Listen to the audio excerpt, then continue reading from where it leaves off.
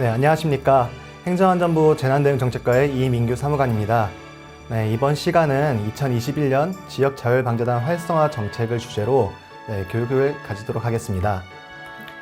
네, 강의 순서는 그 재난에 대한 이해, 그리고 이제 20년도 풍수 인명피해 사례에 대해서 좀 알아본 후에 현재 이제 지역자율방재단의 현황을 분석하고 그 현황 분석을 토대로 21년에는 어떤 그런 활성화 정책들이 있는지에 대해서 알아보도록 하겠습니다. 재난의 이해입니다. 네, 재난이란 국민의 생명, 신체, 재산과 국가에 피해를 주거나 줄 수 있는 것으로 저희 법에서 규정을 하고 있고요. 재난안전법은 각종 재난으로부터 이제 국토를 보존하거나 국민의 생명, 신체의 안전과 재산 보호를 위하여 국가와 지방의 안전관리 체계를 확립하는 것을 목적으로 합니다. 네, 다음으로 인간이 재난에 대해 어떻게 대응해 왔는지에 대한 변천사를 말씀드리도록 하겠습니다. 고대 중세에는 재난은 신의 행위라고 인식을 했습니다. 노아의 대홍수라든지 로마 대화재, 그리고 흑사병, 창궐 등 재난은 신이 내리는 벌이라고 생각을 했기 때문에 사람들은 기도만이 재난을 극복할 수 있는 방법이라 생각을 했습니다. 하지만 고대 중세부터 국가는 최소의 대응책을 마련하여 국민을 위한 행위를 시작했습니다. 예를 들어 로마 대화제 당시에 소방을 구성했고 그 소방수들이 로마 대화제 현장에서 불을 끄는 노력들을 했던 것을 예로 들 수 있을 것 같습니다. 다음은 리스본 대지진입니다. 1755년에 리스본 대지진은 강도 8.5에서 9 정도로 짧은 시간 안에 도시의 85%를 붕괴시킬 정도로 강력했습니다. 적게는 10,000명에서 많게는 10만 명 정도 사망자가 있었을 것으로 추정하는데 그 당시 리스본 인구가 20만 명 정도인 것을 생각했을 때는 얼마나 그 피해가 심각했는지 알 수 있습니다. 그래서 근대에는 재난을 신의 심판으로 해석하던 관점에서 조금 벗어나 인간 중심의 재난관리 개념을 탄생시키기 시작했습니다. 재난의 원인이 되는 현상에 대한 과학적 연구를 진행하기도 했었습니다. 18세기에서 20세기 초기에는 국가구호제도가 발전하기 시작했습니다. 1803년 포츠머스 뉴햄프셔 대화재 때는 미국 최초로 연방정부가 주정부와 그 지방정부의 복구활동을 지원하는 법안이 등장하기 시작했습니다. 또한 1927년 미시시피강의 하류가 범람했을 당시에도 이 사건을 계기로 1905년에 공식 구호 기간으로 지정돼 있던 적십자사가 구호 활동을 본격적으로 전개하기 시작했습니다. 그래서 재난 피해를 극복하기 위한 복구와 그리고 피해자 구호에 대한 국가 책임에 집중이 되기 시작했고 자연현상과 시설 안전 기술에 대한 연구를 통한 예방 기능을 강화하기 시작했습니다. 20세기 중반 이후로는 재난을 사회 문제로 인식하기 시작했습니다. 재난과 사회와의 연관성에 대한 고민을 하기 시작했고 사회 전반의 재난 대응 역량을 강화하기 위해 노력하면서 또 이제 보험 제도가 발전하기 시작했습니다. 그리고 다음으로 이제 방재단과 가장 관련이 있을 것 같은데요. 이 시기부터 조금씩 시민이 참여하는 재난에 강한 도시 만들기라고 시민이 조금씩 참여를 하기 시작했습니다. 1995년 일본 고베 대지진 당시에도 전체 이제 구조된 사람이 한 35,000여 명 정도 됐었는데 그 중에 80% 정도가 내 이웃 주민이나 아니면 친지로부터 이제 구조가 되었다고 이렇게 이런 설문이 있었습니다. 이와 마찬가지로 시민이 참여하는 그러니까 지역자율방재단 활성화를 통해서 그 재난에 대응하는 그런 체계가 근대부터 조금씩 시작되었다고 보시면 될 것 같습니다. 네, 그렇다면 현대사회 같은 경우는 신종 복합 재난이 발생하기 시작했습니다. 후쿠시마 원전 사고 같은 경우는 쓰나미로 인한 그런 자연현상이 유발한 사회 재난이었고 태국 대홍수 같은 경우는 이게 대홍수로 인해서 반도체 공장이 침수를 당했었는데 이 사건을 계기로 이제 아시아 컴퓨터 산업에 지대한 영향을 끼치기 시작했습니다. 즉 재난이 재난으로만 끝나는 것이 아니라 사회 경제적으로 영향을 끼치기 시작했습니다. 그리고 구제역, 그리고 현재 일상생활에도 많이 만연해 있는 코로나19 등 신종 재난들이 많이 발생하기 시작하였습니다. 그렇다면 자연, 사회재난 구분이 어려운 복합재난이 증가하고 있고 또 코로나19와 같이 사회재난 발생 빈도가 증가하면서 기후변화에 따른 극한 기상재해, 그런 국지적 호우라든지 이런 현대 재난에 대해서 대응하기 위해서는 저희가 어떻게 해야 될지 한번 고민을 해보겠습니다. 바로 이제 민간 방제 기능 강화를 통한 초기 대응 역량 제고입니다.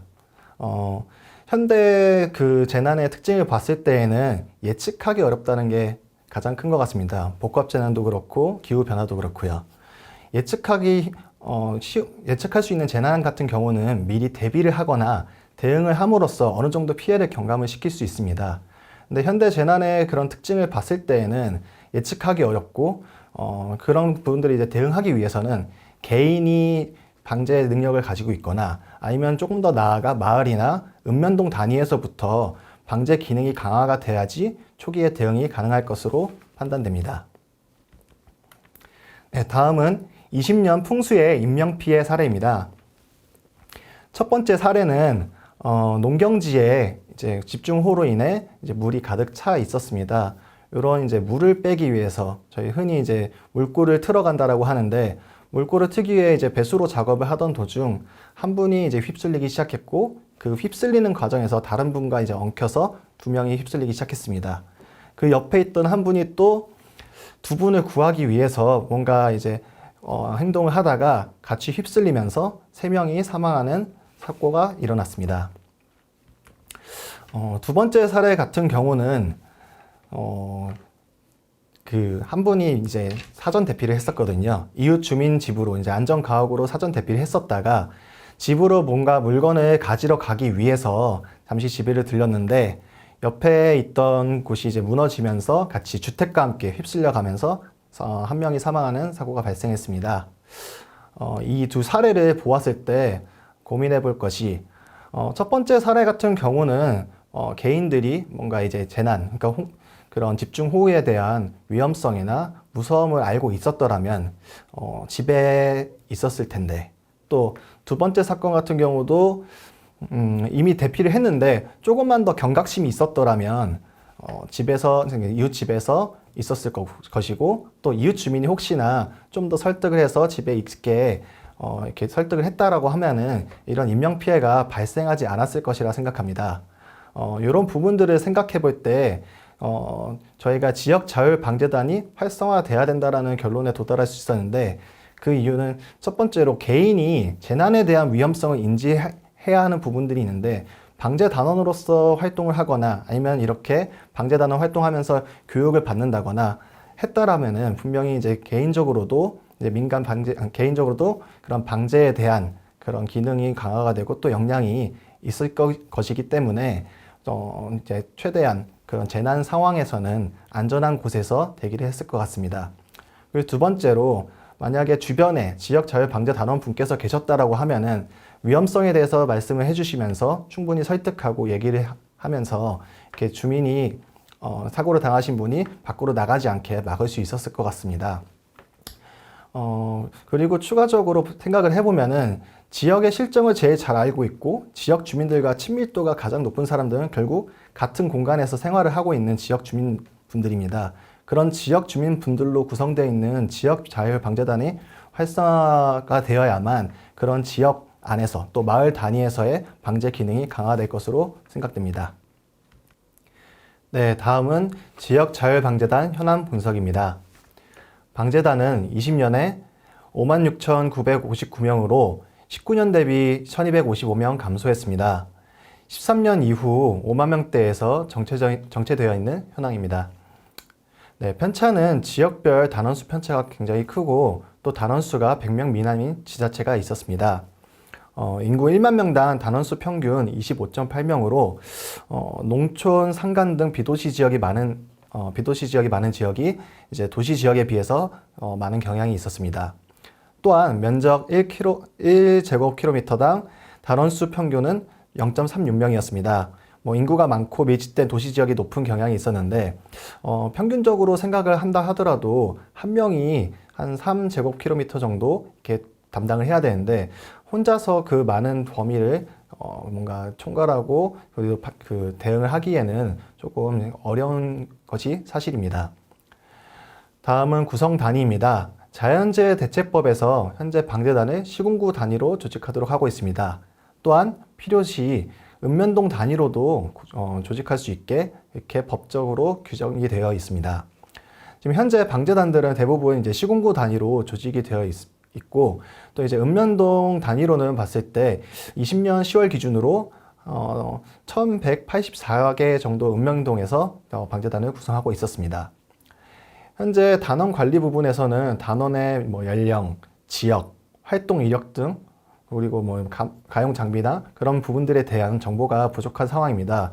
그렇기 때문에 적재적소에 인력을 배치하기 힘들고 또 적절한 장소에서의 방제 활동을 하는 데 어려움이 있는 상황입니다. 다음은 방재단 운영입니다. 특성이 유사한 지역 간에도 활동 실적 등의 차이가 있었습니다. 아래 보시는 그런 두 개의 예시가 있는데요. 요 예시의 그 두 개의 지자체 같은 경우는 같은 시에 인접해 있는 두 개의 구입니다. 앞에 사례를 보셨을 때는 방재 단원이 180명임에도 불구하고 활동 연인원이 60명밖에 안 되는 것을 볼 수 있습니다.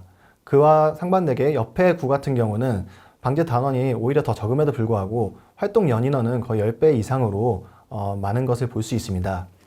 만약에 이 두 지자체가 먼 곳에 있는, 그러니까 지역적으로 거리가 멀고 또 재난 특성이 다르거나 지역 특성이 다른 곳이라고 한다면은 다른 요인들이 좀 작동을 할 수 있겠지만 이렇게 인접해 있는 것을 고려해 봤을 때 얼마나 이제 관심을 가지고 있는지 또 얼마나 열정적으로 활동을 하고 있는지에 따라서도 운영적인 측면에서 그런 차이가 발생하는 것을 알 수 있었습니다. 계획 관리 부분은 현재 저희 행안부에서는 전국 자율방재단 연합회로부터 연간 계획을 받고 있지만 이제 시군구 단위 방재단의 계획 수립이나 이행 여부 등에 대한 관리는 부족한 상황입니다. 또한 지역 실정을 잘 알고 있는 민간 영역의 정체성을 부각할 수 있는 업무가 불명확한 상태입니다. 지역 자율방재단의 가장 큰 특징은 지역 특성을 잘 알고 또 지역 주민과 친밀도가 있는 분들께서 직접적으로 방재에 참여한다는 그런 부분들이 특징인데 그런 부분들이 잘 안 되고 있는 상황입니다. 좋은 예로는 서귀포시 같은 경우는 방재단장님께서 지역대책본부 상황판단회의에 참석해서 어느 지역에 어떤 물자가 더 필요한지 어디로 보냈으면 하는지에 대해서 의견을 제출해 주시고 그 부분에 대해서 서귀포시에서는 지원해주는 그런 좀 유기적인 관계가 유지가 되어 있습니다. 단장님께서는 이제 오랜 기간 동안 이제 그 지역에 있으면서 지역 실정을 잘 알고 있기 때문에 그런 식으로 의견을 제출하는 것도 가능한 것으로 보입니다. 인지도 부분에서는 분명 이제 지역자율방재단이 위험한 재난 현장에서 활동함에도 불구하고 이제 좀 홍보가 부족한 탓인지 홍보가 부족해서 그런 인지도가 낮은 부분이 있습니다. 유사한 단체로 이제 의용소방대라든지 아니면 자율방범대에 비해서도 조금 인지도가 낮은 것을 알 수 있습니다. 세 번째로 재난안전교육 부분입니다. 현재 직무능력 교육이나 전문교육 그리고 자체 교육 등을 시행 중이지만 교육 커리큘럼이나 이제 교육 참여 횟수, 인원 등이 조금 미흡한 상태입니다. 또한 방재단의 소집, 투입 또는 활동 지원 등을 위해서는 민간 자원 연계를 위한 담당 공무원의 역할이 굉장히 중요한데 현재 담당 공무원 대상으로 한 체계적인 교육 과정이 부족한 상황입니다. 마지막으로 법령 제도 부분입니다. 저희가 작년에 이제 재난관리 평가와 관련해서 방재단의 활동 실적들을 갖다 이렇게 취합을 했었는데요. 활동을 분석해 본 결과 이제 자연 사회재난 구분 없이 방재단 분들께서 이제 활동을 해주고 계신데요. 지금 현재 방재단 자체가 근거 법령이 자연재해 대책법이다 보니까 활동 범위 자체가 어떻게 보면 자연재난으로 좀 한정되는 부분이 있습니다. 그렇기 때문에 현재 이제 개별법을 이제 방재단 관련해서 개별법을 제정한 것이 필요할 것으로 생각됩니다. 활동 지원 부분에서는 이제 전문 활동 및 위험성이 동반하는 업무를 수행하고 활동하고 있음에도 불구하고 정당한 수당 지급이 조금 미흡한 상황입니다. 예를 들어 지금 현재 교통비나 식비 등 경비는 지급하고 있지만 재난안전활동 소집에 대한 수당 지급은 조금 미흡한 상황입니다. 또한 사무실 관련해서는 뭐 자비로 사무실을 운영하시는 곳도 있고 또 관공서 지하나 주차장 등의 컨테이너 형태로 사무실을 운영하는 부분이 있습니다. 이와 같이 좀 방제 활동을 위한 기본적인 지원이 부족한 상황임을 알 수 있습니다. 현장 운영 부분에서는 방재단의 그런 역할 및 임무 규정이 조금 미흡한 상황입니다.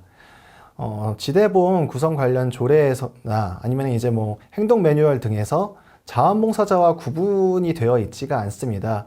그러다 보니 이제 좀 아까 좀 전에 말씀드린 정체성 부분, 그러니까 방재단의 정체성을 조금 더 부각할 수 있는 그런 부분들에 대한 규정이 미흡해서 또 인지도랑도 연관이 되어 있지 않나 그렇게 판단됩니다. 네, 다음은 2021년 그 지역자율방재단 활성화 정책이 어떤 것이 있는지, 저희가 어떤 것을 구상하고 있는지에 대해서 설명을 드리겠습니다. 네, 조직 구성 확대 부분입니다. 네, 도시, 비도시 또는 뭐 지역 재난 특성 등을 고려해서 저희가 적정 인력을 산출하려고 노력을 하고 있고요. 그런 적정 인력 산출을 통해서 시군구별로 뭐 목표 인원을 설정해주고 그에 따라서 단원을 확대하고 있습니다. 그 노력의 결과로 저희가 1월부터 이 계획을 수립을 해서 지자체 그리고 방재단 여러분들과 같이 소통을 하면서 계속 노력을 해왔는데요.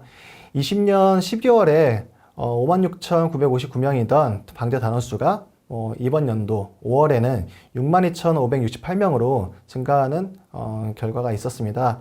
앞으로도 좀 지속적으로 노력을 한다면 계속 이렇게 인원이 늘어날 수 있을 것 같고요. 저희 앞에 현황 분석에서 보셨듯이 절대적인 지금 단원 수가 부족하기 때문에 조금 계속 지속적으로 노력해서 늘려나갈 필요성이 있을 것 같습니다. 다음으로 읍면동 구성 확대입니다. 저희가 그 실태를 분석을 했을 때 느꼈던 것 중에 하나가 시군구 단위로 대부분 구성이 되어 있고 읍면동은 거의 없는 부분, 그리고 추가적으로 시군구 단위에 이제 구성이 제대로 되어 있다 하더라도 방재 단원분들이 대부분 읍 소재지에 분포해 있는 것을 볼 수 있었습니다. 실질적인 이제 방재 아니면 이제 재난 대응을 위해서는 이제 외딴 지역에 있는 마을이라든지 따로 이제 그런 부분들에 대해서도 좀 세심하게 저희가 대응을 할 필요가 있는데, 그러기 위해서는 전체 읍면동에 그런 방재단이 구성될 필요가 있을 것 같습니다. 이런 노력의 결과로 20년 12월에 1184개였던 그런 읍면동 방재단이 현재는 모든 읍면동에 구성이 된 것을 확인할 수 있습니다. 다음으로 단원 정보 관리입니다. 방재단원 연락처 현행화 및 재우려 지역 현장 관리관으로 방재단원을 지정할 것을 이제 확대하고 있는데요. 첫 번째로 연락처 현행화 부분입니다. 이제 62,568명 중 5월 기준입니다. 중 이제 47,524명에 대해서 연락처를 현행화했고 또 개인정보 활용 동의를 완료를 했습니다. 이 부분이 중요한 이유는 사실 유기적인 관계를 유지하면서 제대로 대응을 하기 위해서는 연락 체계가 잘 갖춰져 있어야 합니다. 그런 연락처를 현행화하기 위해서 아직 좀 현행화 안 된 부분이나 아니면 개인정보 활용 동의가 안 된 부분들에 대해서는 지속적으로 좀 노력해 주실 것을 당부드립니다. 다음으로 현장관리관 지정입니다. 총 6,524개 재우려 지역 중에서 지금 이제 이번 확대를 통해서 4,122개 지역에 대해 방재단원의 현장관리관으로 지정했습니다. 또한 시스템 등록 부분에서는 유사시 신속한 정보 전달을 위해서 방재단원 3,564명을 이제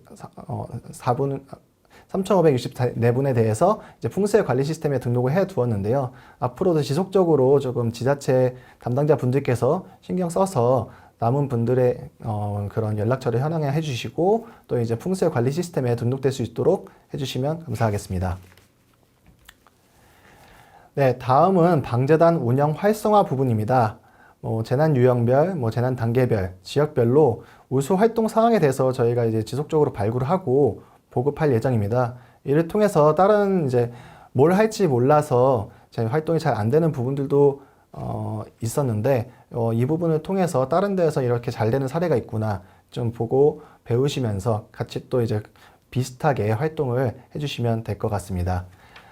활동 계획 수립 부분은 현재 이제 저희가 요청드린 사항이 방자의 단장님께서 뭐 지자체와 협의해서 이제 시기별 활동 계획서를 작성, 제출해 주시고 또 지자체에서 담당하시는 분께서는 이제 지역자율 방재단 운영 계획을 수립할 것을 요청을 드렸었습니다. 이번 21년에 이제 상반기 동안 추진한 결과 총 228개 시군구 중에서 213개 시군구, 즉 이제 93% 정도 지자체에서 모든 계획을 이제 수립한 상황입니다. 남은 이제 7% 지자체 담당자 분께서도 운영 계획을 수립해 주시기 바라겠습니다. 활동 범위 확대 부분입니다. 뭐 구호 지원 기관 활동이라든지 아니면 지대보건 상황 판단 회의에 참여해서 아까 말씀드린 이제 뭐 서귀포시 사례처럼 이렇게 대응 활동을 해주시고 또 이제 지자체 그런 활동에 지원을 해주시면 좋을 것 같습니다. 추가적으로 뭐 중앙재난 저희 이제 복구 단계에서 하는 중앙재난 피해 합동 조사에 같이 참여를 하셔서 지역 상황이라든지 같이 설명을 해주시고 좀 복구 단계 그런 계획을 수립하는데 도움을 주시면 될 것 같습니다. 네, 홍보 강화 부분입니다. 이제 방재단 전문 교육 과정 시 저희가 영상 제작 교육을 하는 것도 한번 검토를 하고 있습니다. 사진이나 이런 부분보다는 이제 사진들을 편집을 해서 실제로 이제 홍보 영상을 만들고 이런 부분을 통해서 방재단을 많이 알리는 데 도움이 될 수 있을 것 같아서 방재단원 분들 이제 교육을 할 때 전문 교육에 좀 영상 제작 관련해서 교육을 좀 신설하려고 검토 중에 있습니다. 그리고 연말 정도에 저희가 전국 단위 활동사항에 대해서 영상을 제작하고 또 홍보 자료로 활용하려고 생각을 하고 있습니다. 지금 현재 저희 뭐 밴드나 이런데 그 커뮤니티를 통해서 계속 사진들을 올려주고 계시는데 활동하시는 모습이나 또 좋은 사진들 많이 올려주시면은 저희가 연말에 영상을 제작할 때 좀 많이 활용할 수 있도록 하겠습니다. 네, 전문성 강화 부분입니다. 코로나19 등 뭐 신규 재난에 어떻게 대응을 해야 할지 또 현재 뭐 재난 발생 추이가 어떻게 되는지 등 좀 더 이제 현실적인 교과목들을 추가하려고 합니다. 또한 이제 담당 공무원이나 방재 단원 대상 신규 교육을 개설을 이제 협의 중에 있는데요. 예시로 지역자율방재단 관리과정이라 해서 담당 공무원 대상으로 한계 기수 40명 또는 이제 뭐 지역자율방재단 체험과정으로 해서 방재 단원분들 대상으로 15개 기수 500명 정도 이렇게 신규 강좌를 개설해서 교육이 진행될 수 있도록 협의를 하고 있습니다. 직무능력 교육 같은 경우는 작년에도 이제 매년 저희가 이게 진행해 오고 있는데 이번 연도에는 좀 코로나19 상황들을 지켜보고 가능하다면은 지역을 좀 더 보다 세분화해서 교육 더 많은 인원분들께서 교육을 들으실 수 있게 확대를 하려고 하고 있습니다. 방재단 자체 훈련 부분은 이제 뭐 지역 내 위험 요인 등을 반영해서 자체 훈련을 실시해 주시면 되는데 예를 들어서 실제로 뭐 사고 구조 구급을 뭐 지자체나 아니면 소방, 경찰에서 이렇게 추진을 하고 있을 때 주변에서 같이 이제 교통 통제를 한다든지 이런 부분들에 대해서 미리 한번 훈련을 해주신다거나 아니면 이제 인근 지역자율 방재단과 이제 합동으로 훈련을 해서 언제 뭐 장비나 인력을 뭐 동원을 할지 이런 부분들에 대해서 같이 한번 고민을 해주시고 훈련을 하실 것을 권장드립니다. 마지막으로 교육 방식 다양화 부분인데요. 지금 이 영상과 같이 비대면 컨텐츠를 조금 많이 계속 개발을 하려고 하고 있습니다. 아무래도 코로나 상황도 있기도 하고 실제 효율은 조금 떨어질 수 있지만 어떻게 보면 더 많은 인원께서 그 교육을 시청해 주시고 함으로써 이제 좀 개인적으로 방제 그런 역량 아니면 이제 뭐 대응 역량을 기를 수 있을 것으로 판단이 됩니다. 또한 뭐 방재단에서 자체적으로 교육을 할 때 이런 영상들을 활용해서 교육을 하신다고 하면은 조금 더 효율적으로 교육이 진행될 수 있을 것 같습니다. 네, 마지막으로 법령 제도 정비 부분입니다. 앞서 말씀드린 것처럼 저희가 이제 지역자율방재단법 제정 관련해서 이렇게 조금 노력을 하고 있는데 뭐 이 부분에서는 이제 뭐 사회재난 활동 부분을 확대한다거나 뭐 활동수당 지급, 뭐 장비 지원이나 복무 지도 감독 등에 대해서 이렇게 규정하는 것을 검토하고 있습니다. 네, 다음으로 활동 지원 부분인데 위에 있는 그 지역자율방재단법 제정과 관련해서 같이 연계해가지고 활동 지원 근거를 좀 마련하려고 합니다. 소집수당 부분 같은 경우는 현재 뭐 자연재해 대책법 시행령 제61조에 그런 지급 근거가 마련이 돼 있기 때문에 현재 뭐 지자체 조례에서 좀 그 부분을 좀 포함할 수 있도록 지자체 담당자분들과 계속 긴밀하게 협조하고 있고요. 또 관련해서 예산을 확보할 수 있도록 계속 요청을 드리고 있는 상황입니다. 다음으로 이제 포상 확대인데요. 우수방재단 활동 운영 사례 등을 발굴 공유해서 저희가 이제 매년 이제 포상을 추진하고 있는데 이런 부분들이 많이 발굴이 된다고 하면은 저희가 좀 더 이제 포상을 확대해서 드림으로써 좀 사기 진작이나 아니면 이제 방제 활동 하신 거에 대해서 보람을 느끼실 수 있게 이렇게 준비를 하고 있습니다. 네, 마지막으로 위상 재정립 부분인데요. 현장 조치 매뉴얼이나 이제 지대본 조례 등의 방재단의 이제 자원봉사자와 좀 분리해서 구분해 가지고 역할 및 임무 등을 명시하려고 준비하고 있습니다. 네, 여기까지가 이제 준비한 교육 내용인데요. 이런 교육 등을 통해서 뭐 방재 단원분들 그리고 지역에서 지자체에서 단원이나 아니면 이제 재난에 대응에 담당하고 계신 지자체 공무원 분들께서 조금 더 이제 재난 대응이 어떤 것인지 이해를 하고 또 어떻게 대응해야 되는지 이해함으로써 풍수해라든지 풍수뿐만 아니라 모든 재난에 대해서 좀 더 유기적으로 잘 대응할 수 있으면 좋겠고 또 그로 인해서 그런 재난으로 인한 피해가 많이 경감되었으면 좋겠습니다. 네, 지금까지 교육을 시청해주신 방재 단원 여러분 그리고 지자체 공무원 여러분 감사합니다.